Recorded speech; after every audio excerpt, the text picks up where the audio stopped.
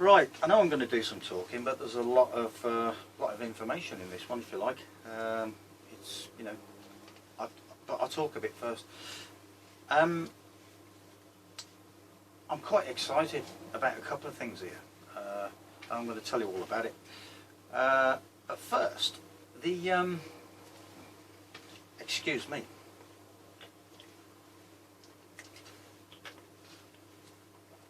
Bit thirsty. Oh, there's an exclusion zone there somewhere. That's the first thing I wanted to talk about. I mentioned in my last video, which I shouldn't have put on YouTube really, because I should have put the other video on YouTube that I said I was going to put on Sunday. But I haven't had the chance, to be honest. I haven't been feeling too great lately, and I've been going to bed early. That's completely new for me. But anyway, you will get to see that video, and that video actually brings everything I've been doing up to date, with a lot of good power runs and all the rest of it. So I will get to do that video, but I'm doing this one first because I'm excited, like I said. So at the end of this video there's a bit of a bonus section where this exclusion zone is, I find it fascinating, absolutely fascinating. I've been looking at a lot of Pollock's work on this, and I do seem to remember Robert Murray Smith did a video quite some time back now on that subject, and from memory what they were doing, what Steve built this little a little jig with 4 probes on it, and they were looking at this exclusion zone, this EZ water, and I think from memory they were looking at resistances in this zone with these 4 probes, and they've got 2 probes, you know, sort of that far apart, and they measured the resistance, and then the other 2 probes were further apart and they measured the resistance there, but it was the same resistance. I think from memory that's what they found.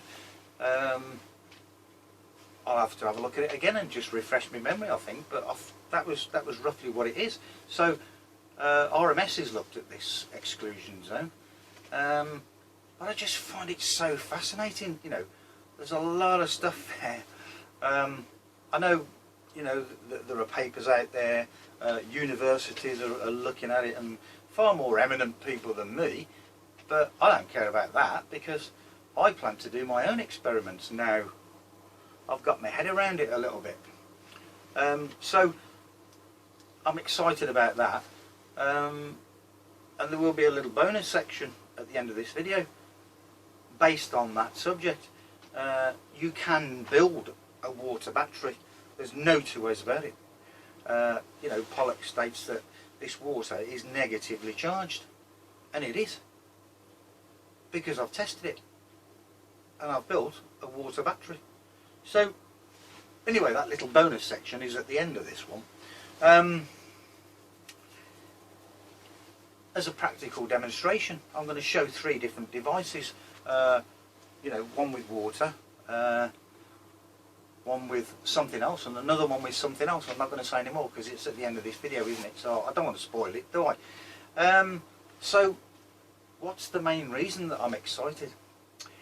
Well, in my last video I said that in future what I'm going to do is, instead of like bouncing off the walls all over the place with, you know, this carbon and that one and this one and that one, I'm going to show 1 carbon on 3 batteries on, you know, this on the cathode, and that's what I will do. I've got all the videos ready, apart from the big battery. I'm still taking pH levels either side of that separator. That fascinates me like you wouldn't believe, but it's always different with different carbons, so I need to get my head around that a little bit as well, and do some research there and do some sums, some calculations as well. So 3 batteries was what I mentioned. The tiny one, where I kind of do a lot of testing. The paper battery, where I do a lot of testing as well, just to see the differences between the paper and really the you know, an ordinary separator battery, where I can swap materials on the anode and the cathode. But this this paper battery is where the excitement is at the moment. For two reasons. Two. Now this paper battery, that's the surface area, okay? I don't know, it's about 70 mil by 70 mil or 70 by 80 on there. I don't know, something like that. And while I've been testing it in this new setup, which I'm going to tell you all about, well, the last couple of days actually I've been testing this, and that little surface area there, well, I ran it at 50 milliamps because that's my bare minimum now. I don't bother with 20 and 30 or anything like that. 50 milliamps, great. I think it's, I don't know, about 28 minutes or something like that. And the second one was 100 milliamps, you know, that, 100 milliamps. I think that did about 19 minutes or something like that. I think I've filmed some of this as well to show. Or I've got the data logs of it. And yeah, and some I've filmed, yeah. So what did I do then? Well, I thought it'd be rude not to test it at 150 milliamps, wouldn't it? You know? So that's what I did. And I think I got about 15. I did 2 runs on that at 150 milliamps. I think I got 12 minutes and 15 minutes. That ain't bad, is it? You know, from that. That ain't bad at all. So, obviously, the obvious thing then was to go to 200 milliamps, wasn't it? Which is what I did. And I've got a data log there. It's on the computer now, and I'm going to show it to you because I'm then going to move the camera. Well, I should move the camera anyway and show you that. That's the battery that's hooked up there, this paper battery, okay? And that's the surface area, right? That's it. Okay, there it is. I'm really excited about this. So it ran 200 milliamps for 8 minutes, just over actually. 200 milliamps off that for 8 minutes. Wow, I couldn't believe it. Now, unfortunately, on the cathode at the moment, I have mentioned that.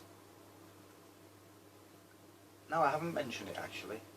There are 3 components on there, and I'm going to. It's all in this other video that I'll eventually get around to doing, because there's a lot of information in that.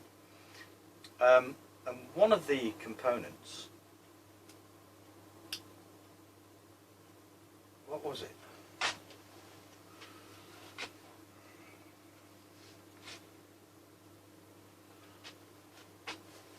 Manganese dioxide.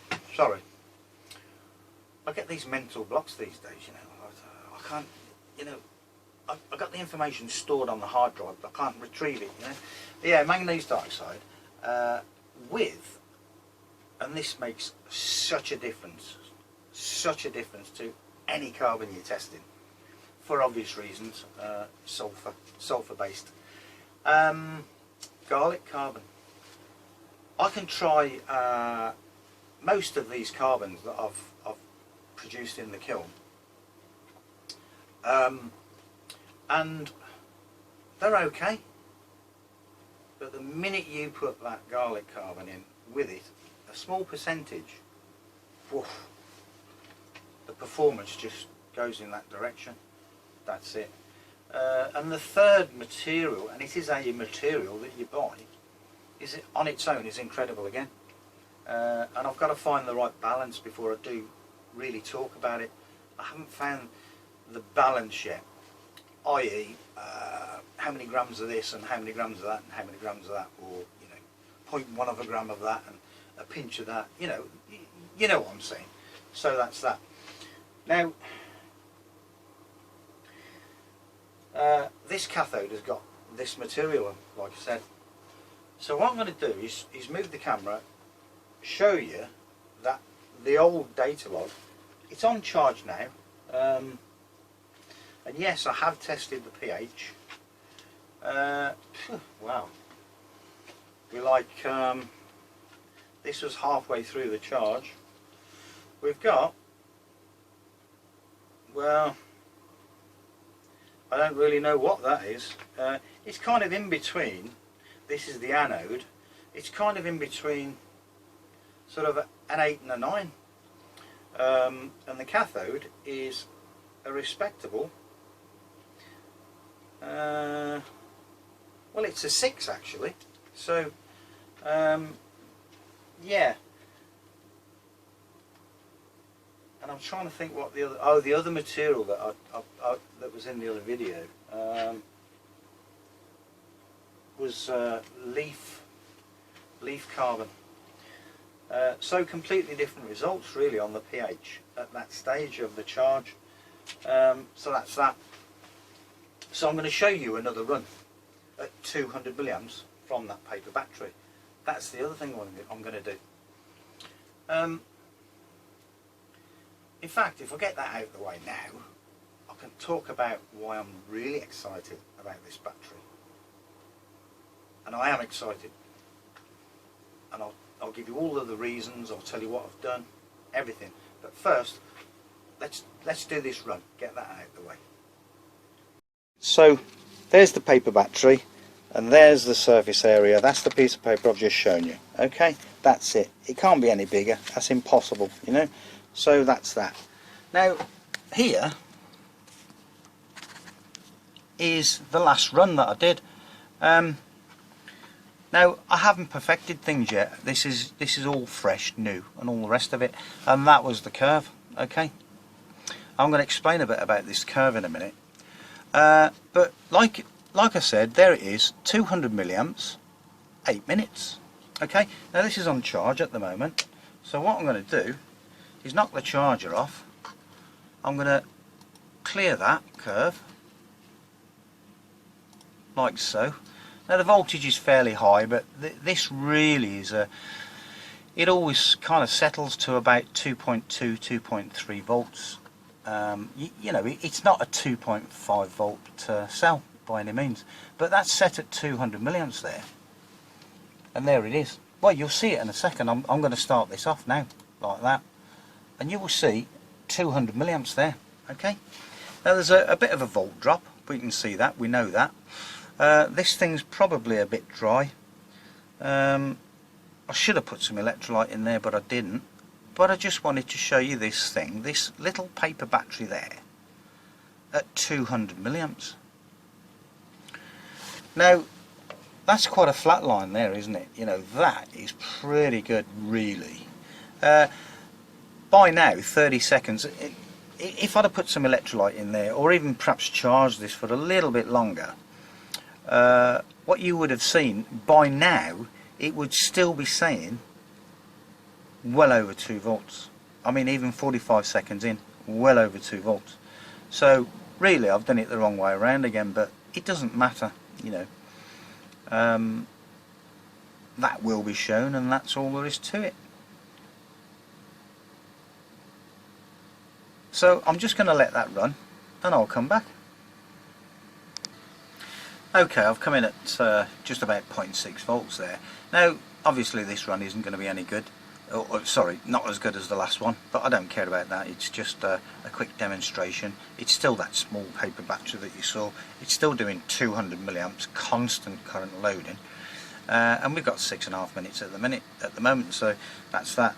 I've just checked the pH again while this was discharging, and the anode seems to not have changed a lot, but the cathode has.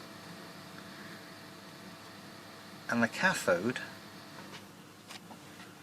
okay, that's just stopped. Look, almost 7 minutes, so that's that.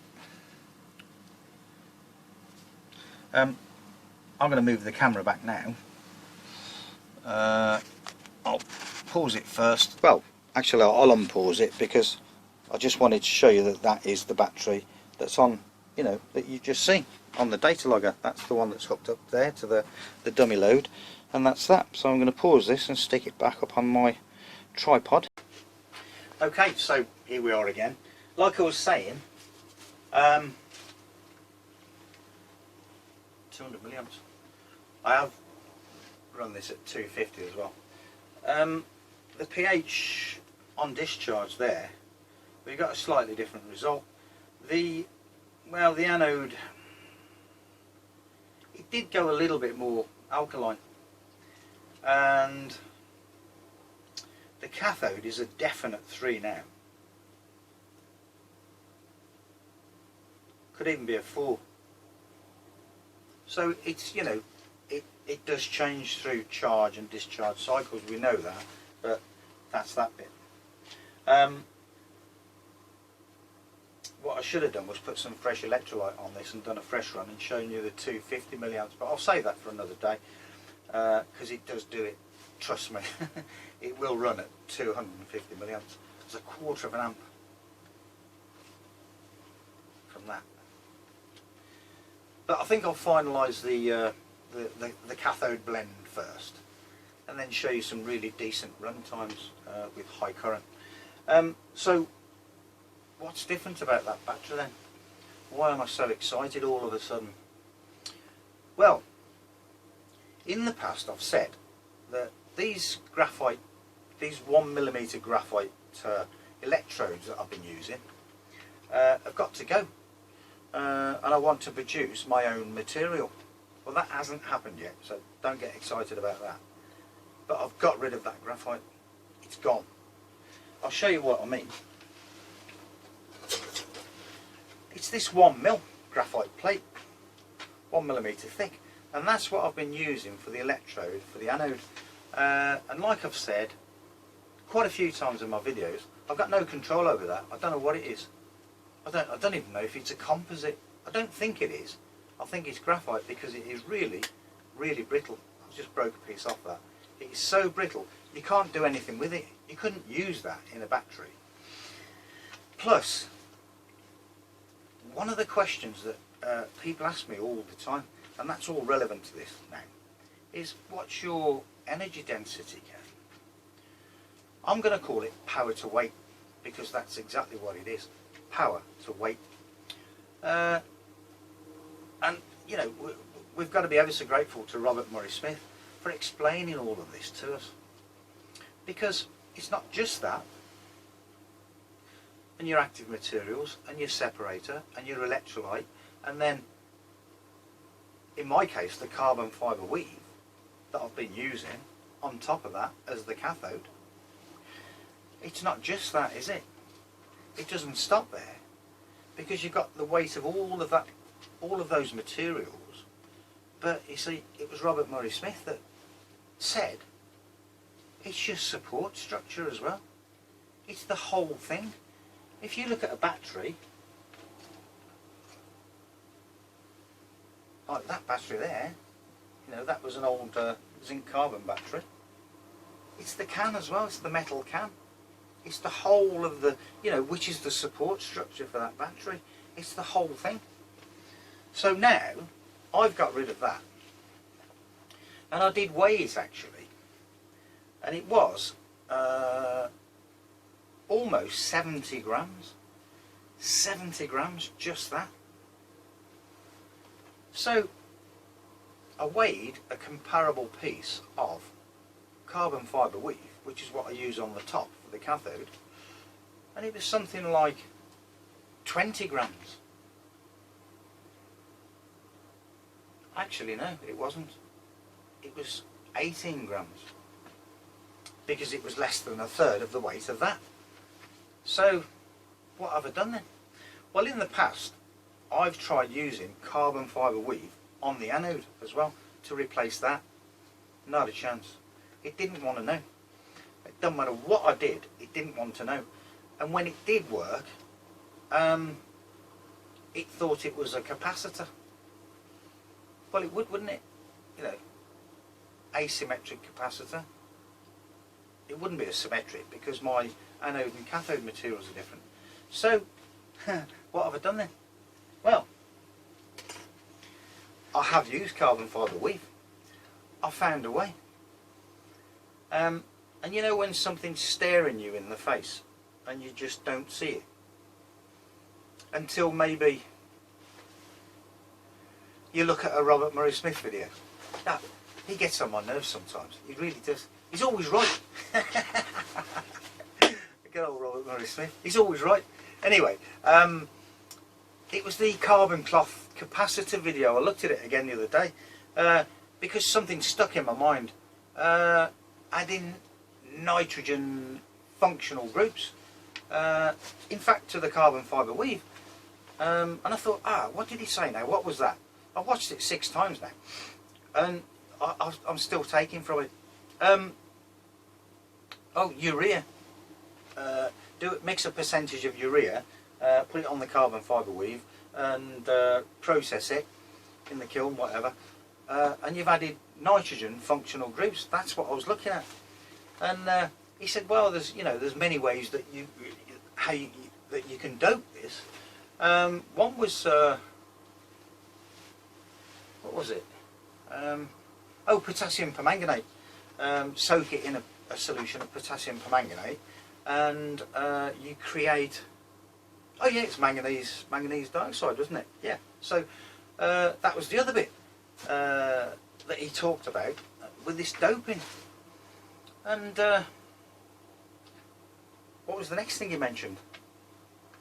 Well, maybe he said you could dope it with some graphene oxide and process it again with heat, obviously. Doesn't have to be, but with heat, and you've got a graphene coating on there. And it was that I thought, hold on a minute, it's been staring me in the face, hasn't it? You know, and if I hadn't have watched that video again for something else, for another reason, I would have missed this because it was staring me in the face, like I said.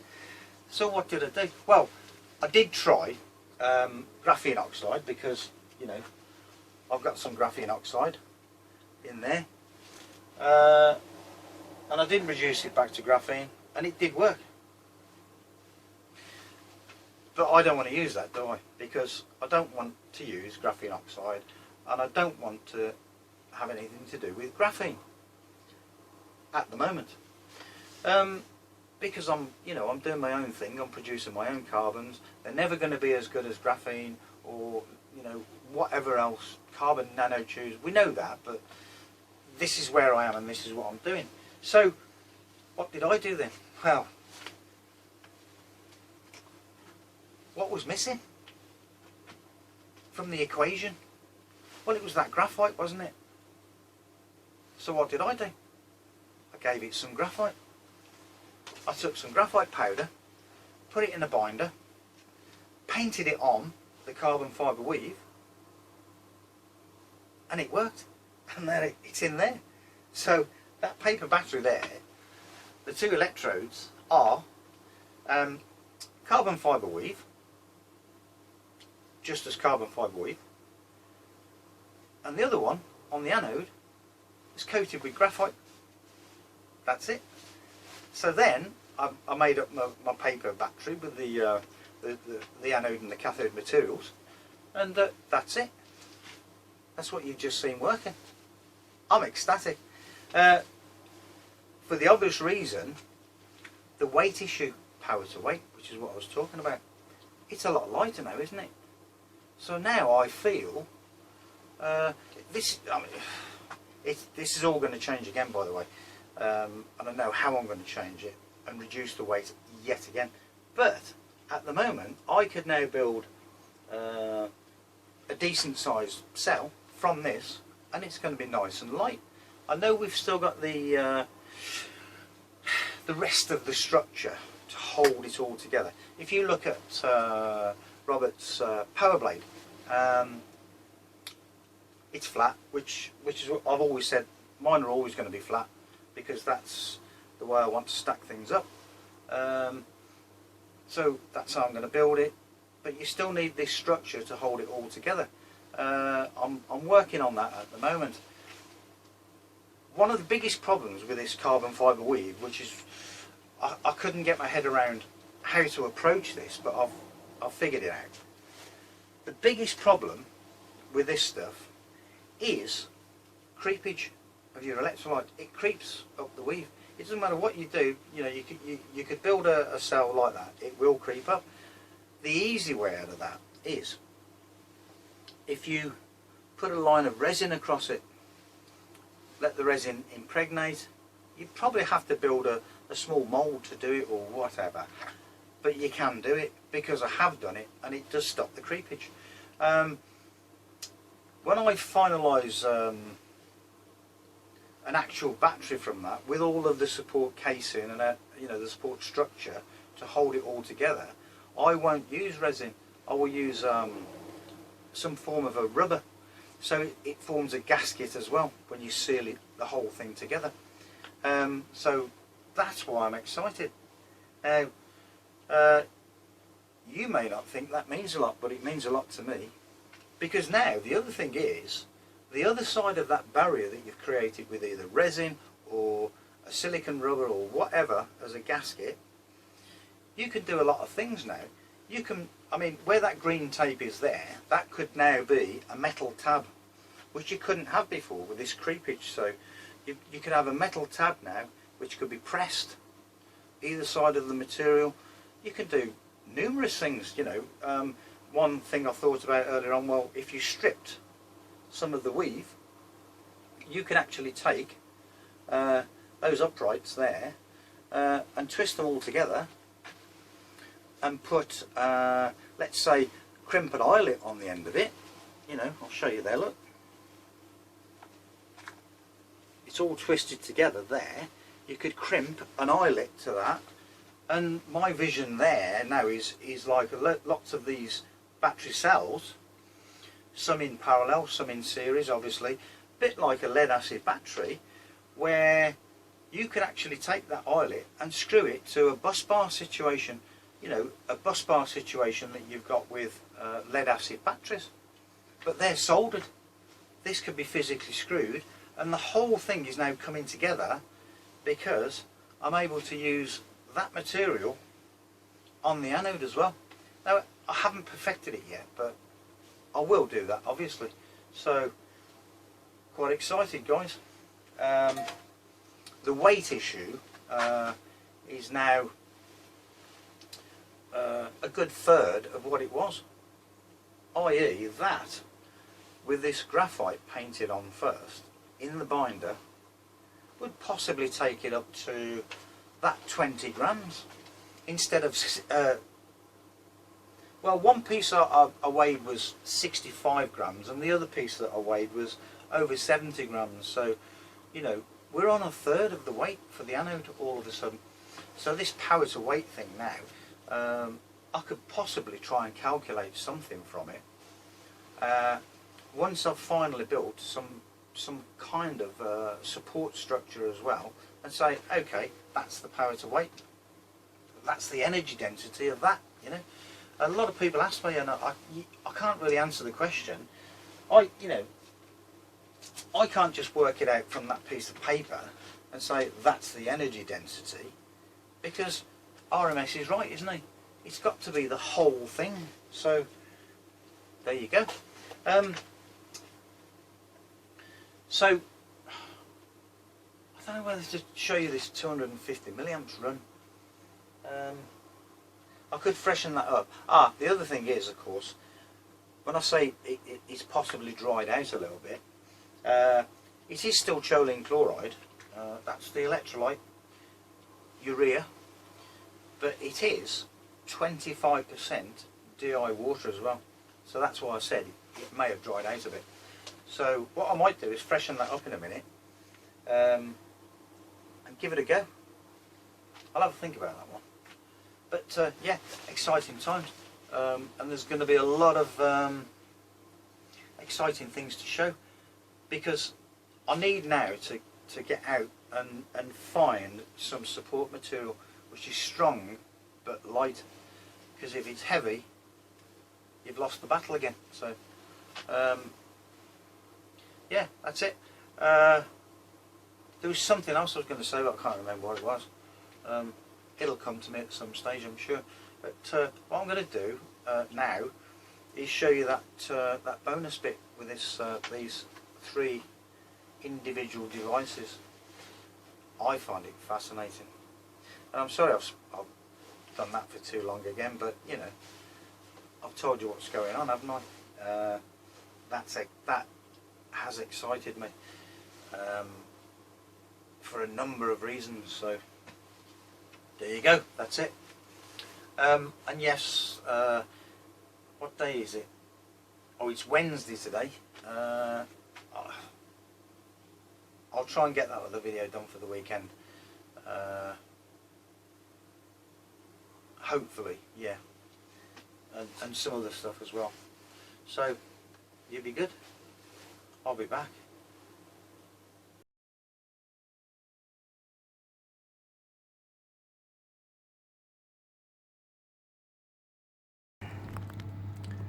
Now, back to this.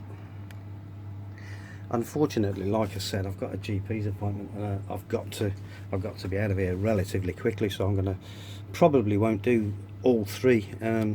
Although what I'm going to do first, I've got here a brand new tub of DI water unopened, and I'm going to open it now. It's sealed and you'll hear the seal go. Okay, so that's that. As you can see, the seal's there, unbroken.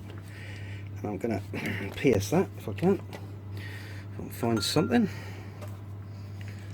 Okay, we'll pierce that. And what I'm going to do is pour some of this DI water into this beaker, so you know that that is DI water. I've just opened it, that's it. We've got a voltmeter set up there that you can see. What I want to do, I've got a piece of magnesium there. Let's move that one, put that on there and put that on there. Now, as you can see, we've got nothing. What I'm going to do is take some of that DI water there and put a drop on there like that. And this magnesium, which I should have cleaned and I didn't, but that's just my fault. I'm going to put that on there like that, and I'm going to do that, and we get 1.6 volts. Now very quickly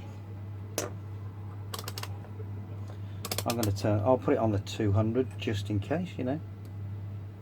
Wow. That's in milliamps, of course. Now that's a dead short on that piece of graphite with that DI water and that magnesium. Now what I'm going to do is wipe that, give that a wipe, because I want that for another experiment. Dropped a piece of separator there, look, for that one. Now that's a piece of aluminium, that's a piece of zinc, and that's a piece of carbon. Okay, graphite, the regular stuff that I've been using. Now that DI water I'm going to put on the aluminium like so. I'm going to get a piece of separator, if I can find a clean piece, bear with me. There we go. That's a clean piece of this kitchen cloth. We'll just cut a few off. Okay, so that's DI water, aluminium, and a separator, and a piece of that's already wet, look, a piece of carbon. Now what I'm going to do is that, oops, wrong way around, and we've got 19 milliamps. Now if I turn that to voltage, and we'll check the voltage, we've got half a volt there, look. Wrong way around on the probes again. Don't know my anode from my cathode, look. Half a volt. Okay, this is the zinc. This is the DI water.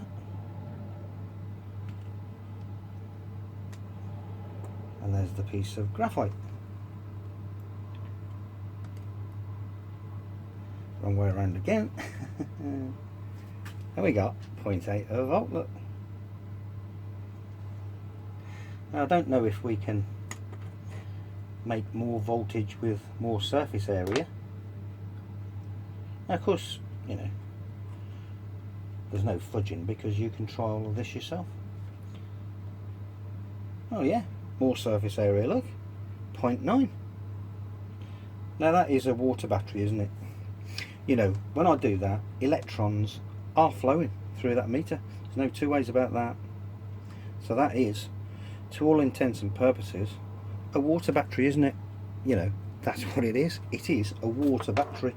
So this exclusion zone stuff, I would invite anyone to go and have a look. Ah, there's one thing I wanted to try. Look, the magnesium. That's what I wanted to try, because I know for a fact that the volts are going to be far higher on this than the zinc. So there we go, 1.5, got them wrong again, 1.5 volts. What's the current going to be like? Oh, we didn't test the current on there, did we? Okay, 200 milliamp scale. Woohoo, 160 milliamps peak. That's a dead short. And that's a water battery, and that's magnesium, a piece of graphite, and some DI water. So let's just go back to the zinc then. I wish I'd have cleaned this up, but I didn't. Wow, 80 odd milliamps as a peak. Won't bother to try the aluminium because I'm out of time. Now, what have we got here? Another piece of carbon. It's just another piece of graphite, that's all. I'll put that on there. That's magnesium. I'll do that. Wow. I don't even know where that's coming from. We seem to have got 5 milliamps there. Ah, it's wet. This has got some of this DI water on it. I've spilt it on here. But interestingly enough, no separator. Look. Wonder if we got volts. Okay, no volts. So we'll leave that on the volt scale at the moment. What I wanted to show you was this.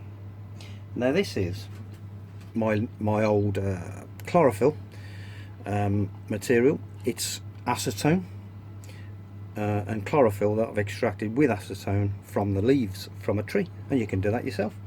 But don't listen to what you see on YouTube, leaving it for 2 hours. Leave it for 24 hours and you'll get more chlorophyll. So as you can see, that's nice and green, hopefully. That's chlorophyll in there. Okay, so we put some of that on there.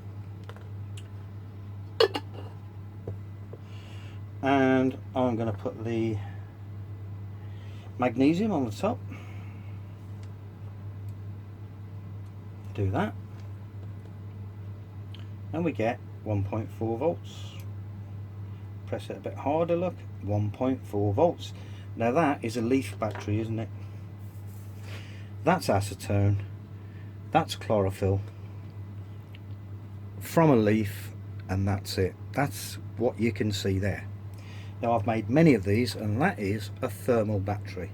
And when you, the reason that there's holes drilled in this is because I did have that with a nylon screw holding it all together, and I made a thermal battery. And you put a little bit of heat on it and the voltage goes up and the current goes up, and it will keep giving you that current for months and months and months. Eventually that will dry out and it will still work as a solid state device. Now whether it's using air or moisture from the air, I don't know. I don't think it's moisture, because the magnesium would oxidize and, you know, it'd go horrible like that, you know. That's what happens with magnesium, you know. See the black bit there that I haven't cleaned up? That's how it goes. And I can guarantee you that that is a battery. Put it back on the 200 milliamp scale and do that, and we get 20 odd milliamps there. Now it will keep giving that for quite some time, and if you let it recover, it will recover. You've just got to let it recover and go in again. Look, 22 milliamps. Now interestingly, that other thing is still running. We're on 15 minutes at the moment. We're down to 1.2 at 50 milliamps on that data logger there. I'll show you again in a minute, but I've got to go. I've got to get cleaned up and I've got to go to the doctors. So, and I wanted to show you this working thermally, but I'll save that for another video all on its own with thermal batteries. 25 milliamps was the peak. But there is just one other thing I wanted to show you with this.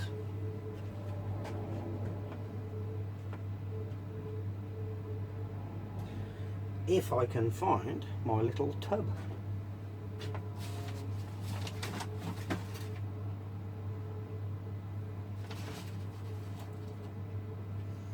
Okay, I won't bother with that, I won't wait. This is activated carbon.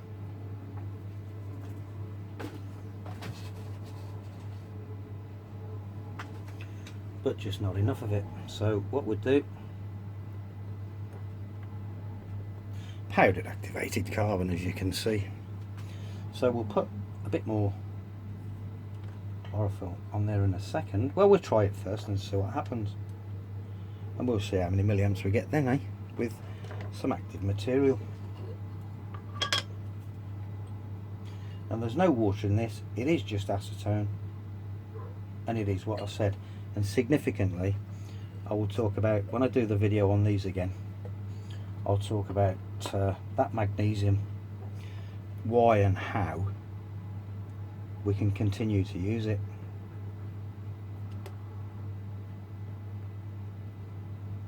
Okay, so with a bit of active material we get a better job. Let that recover.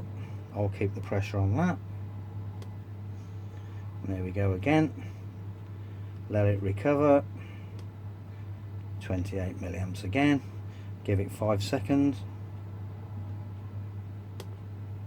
30 milliamps, and so on and so on. And it will keep doing that. I've got one of these kicking around. Well, I had half a dozen, but I've took them all apart because I wanted to see that, you know, they had dried out. And all the rest of it. I've tried this with water. You get more power, but that magnesium will not last if you put water in there. If you use acetone, let it dry, it will work as a solid state device, and that's it.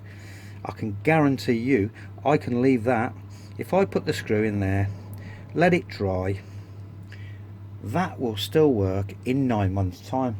And here is one from a previous experiment, and that is just what I'm talking about. Okay, now forget that side.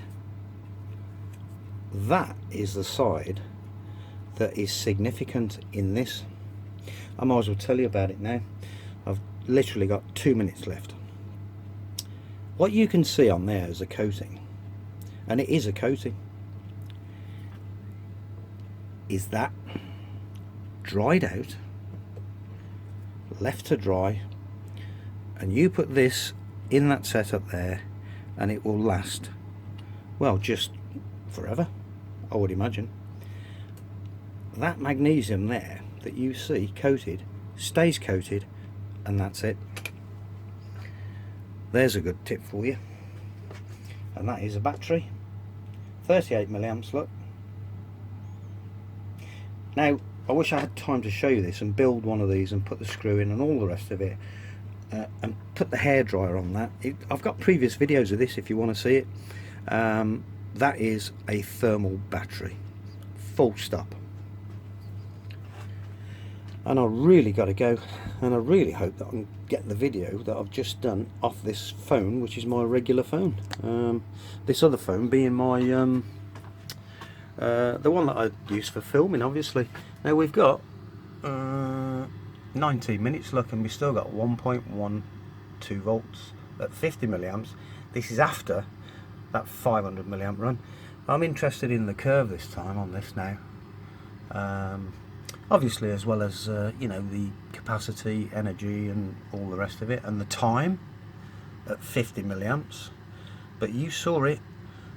You saw that first run, and you saw what I did. I just reset it straight away, and it is still that battery there, hooked up my little paper battery. So packed full of information, this one, isn't it? There's a lot of information in this one. You know, a lot to digest, I guess. But look, experiment, have some fun yourself, and I'll let you know probably once I get back from the doctors. I'll do a bit of an outro, not an intro. We've done that, and let you know how that other one gets on as well. Speak to you all soon. Okay, I've been away. Like I said, I had to go and see the doc, and I've just come back, and I'm just going to try this and see what's what. Oh, you see, now that had that little bit of active material on it, didn't it? So that's what that's all about. I think what I may do,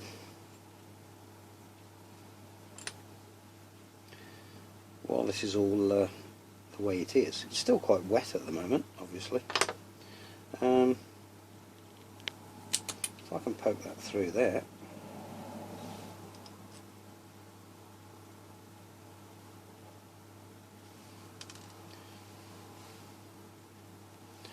That's a nylon, obviously, nut and bolt there, or screw and nut, whichever, machine screw, actually I think they're called these, with a pan head. Okay, let's grab a screwdriver.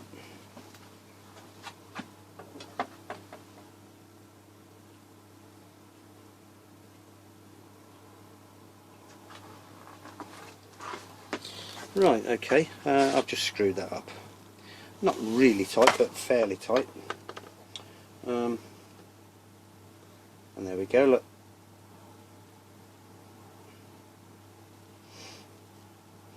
So, electrons are flowing. We have a circuit. We have a battery. We've got something that's giving us voltage. And something that allows us to draw current. So we're at 0.9 volts at the moment, and that's still recovering, look. And that will just continue to recover. All the way back up to about 1.5 volts. So that's a thermal battery. What I'm going to do, as it's acetone, like I said, it's still wet, but not that wet, to be honest. I'm going to let that dry out, and I'm going to come back to that.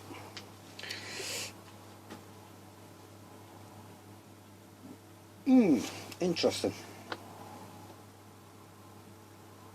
Okay, so we're up to 1.2 volts there.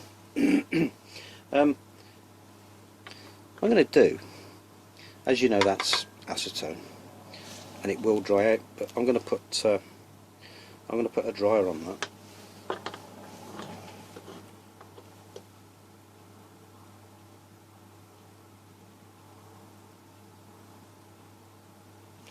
So you can see the recovery there. But what I really want to do is kind of show the other potentials of this.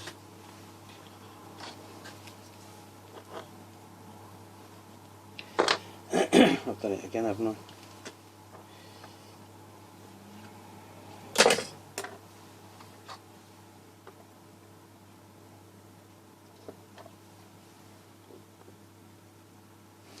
Okay.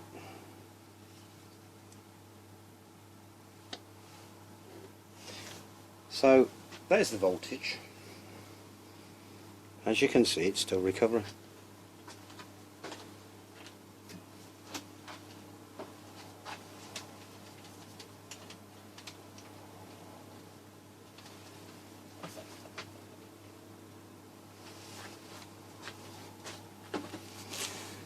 And this is a hairdryer. I'm going to keep it at quite a distance.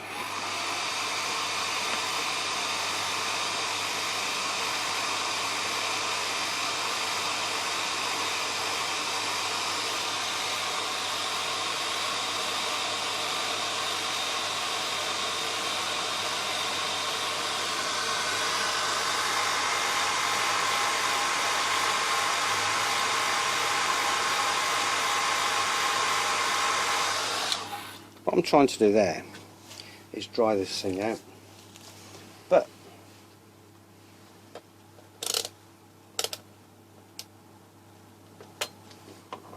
what I also want to do is let you see that. Now that's a dead short to the meter. That's on 200 milliamps. I'm just going to leave that for a while.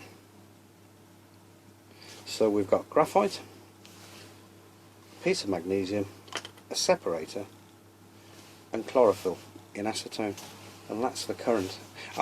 And I did put a light dusting of activated carbon on this. So I'm just going to leave that for a while.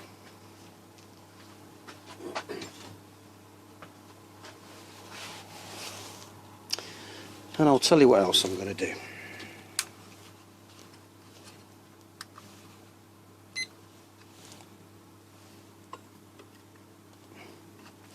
I'm going to put one of those there. Okay. So as you can see, we've got 19 milliamps there from this. There's no water in that. There's no water in that. That is purely acetone. Whether the acetone itself has got a percentage of water in, I really don't know. So the charger is in. As you can see, we're at 15 milliamps.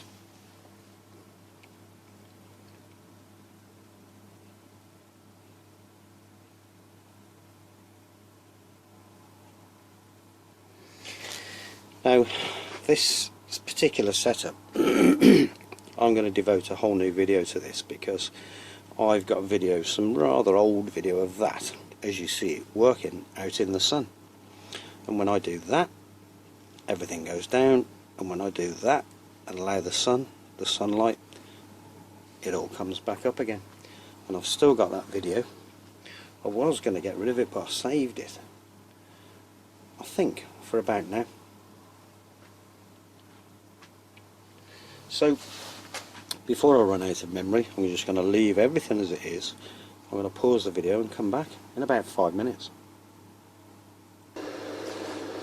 Okay, I think it's been about 5 minutes later. We're on 8 minutes there now, and we're almost, well, 9.9 milliamps. Nothing's been touched. That's how I left it.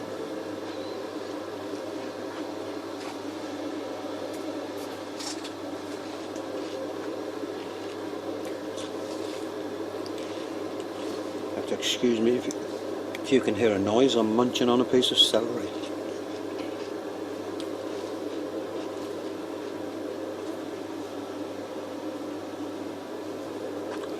A lot of people don't like celery, but I do. Especially with a bit of sodium chloride on it.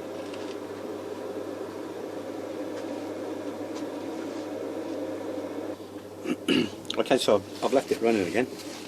I don't know how long it's been. 30 seconds, 40, a minute, whatever. Just so you can see that. So I can now say, well, I'm going to pause the video and come back and we'll see what it is again.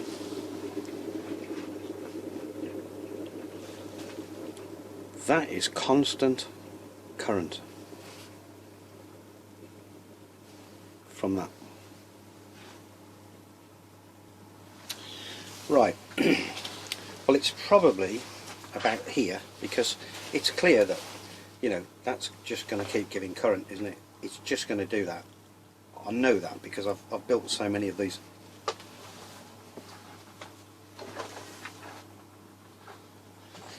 But what I'm hoping to demonstrate now is the fact that that is a thermal device. I'm trying to find something and I can't find it, which is a bit of a shame, really. I've got this little flamethrower style lighter.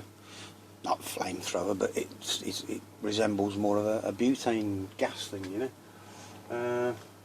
If I can find it, I will. If not, it doesn't matter.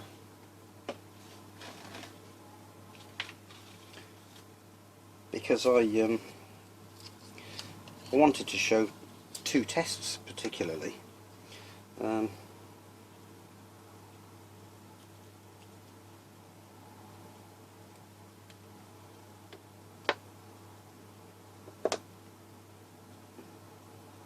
So I'm just, knock that off, right, okay.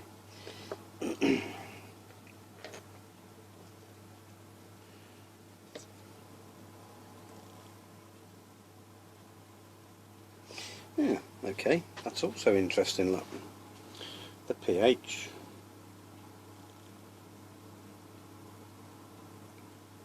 So that's nice and green, isn't it? In more ways than one. Okay, let me put that back to where it was.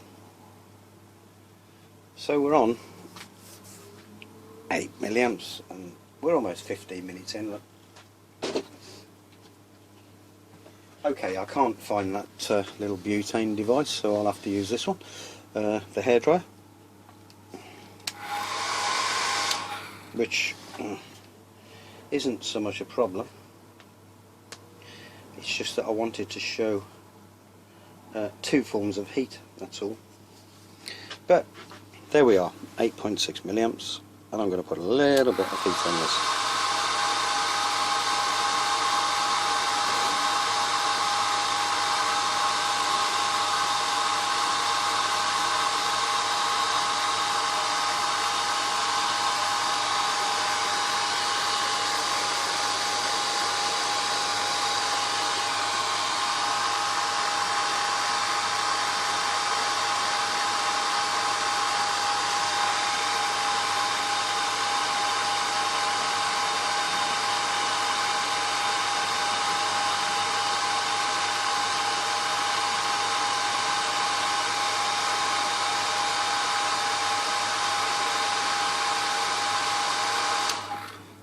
So that's double what it was. It was 8, it's now 16.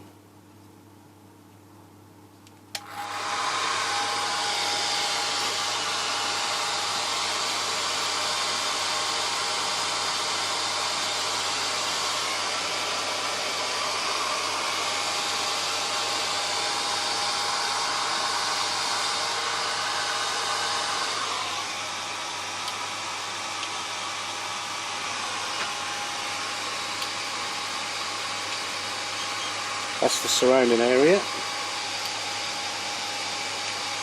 That's the surrounding area. That's only at that temperature because I've had the heat around it. So that's the temperature of that.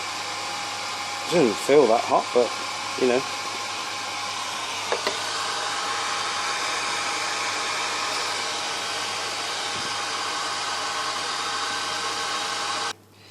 So now that is extremely dry at the moment. That is just dry.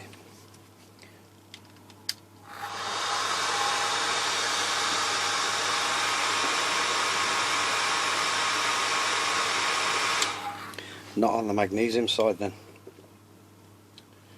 Now it would figure that, you know, putting heat on the graphite is the way to do it.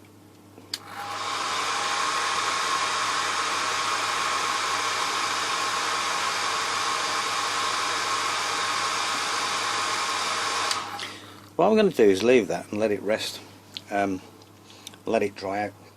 Now that should be completely dry in there. Don't forget, that was acetone.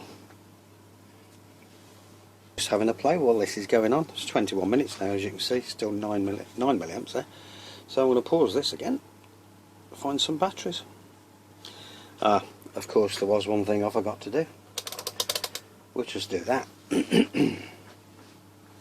So we're drawing no current now. That's the recovery.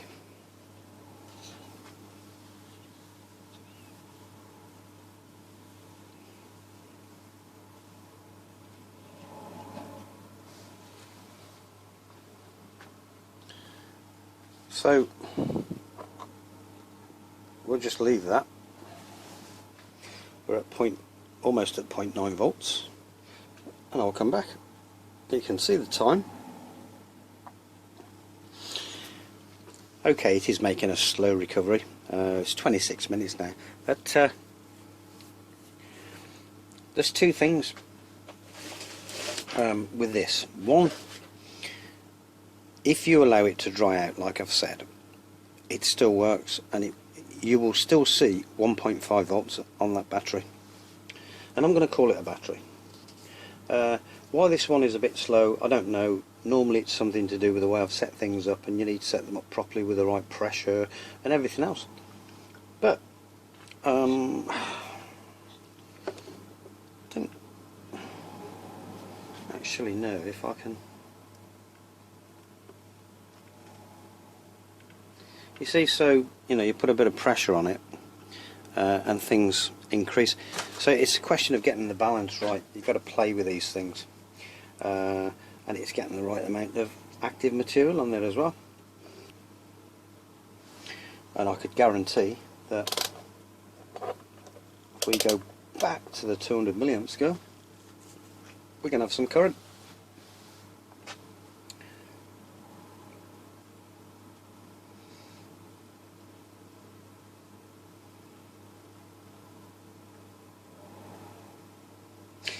So I'm just going to leave that now and call it a day, because this video is long enough, and we'll see what happens.